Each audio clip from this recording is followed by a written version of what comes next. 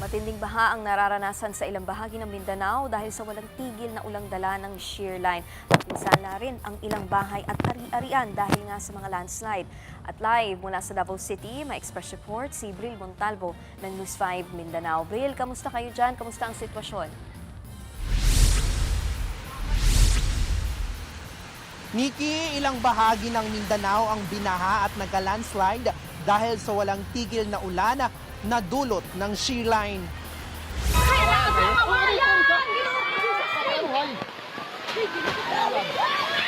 Halos lamunin na ng gumuhong lupa ang mga bahay na ito sa Purok 1, Barangay Pangyana, Trento, Agusan del Sur.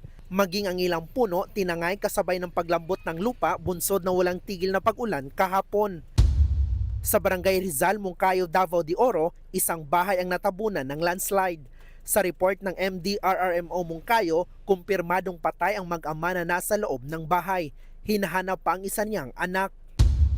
Buhis-buhay naman ang pagtawid ng mga residenteng ito sa Monte Vista, Davao de Oro. Tumulong na ang ibang residente para makatawid ang motorsiklong ito. Umapaw kasi ang Mayaon River na nagdulot ng pagbaha sa kalsada.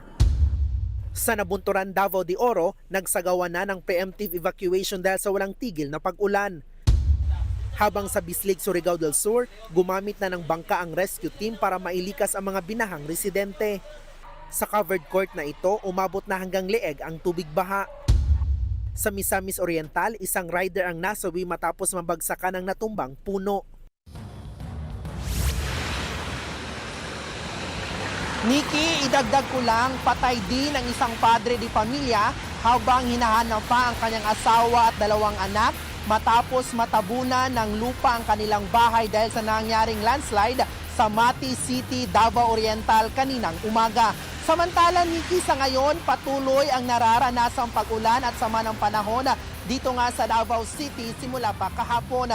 Nagsuspindi na rin ang klase dito sa lungsod ngayong araw at maging sa ilang lugar dito sa Mindanao. Ayon sa Pag-asa, Nikki, posibleng magtuloy-tuloy pa ang matinding ulan sa ilang bahagi ng Surigao del Sur, Caraga at Davao Region hanggang bukas dahil sa epekto ng shear line.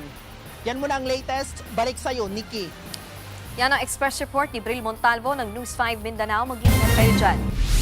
Mga kapatid, Nikki de Guzman po. Para sa pasada ng mga rumaratsyadang balita, mag-follow at mag-subscribe na sa social media pages ng News 5.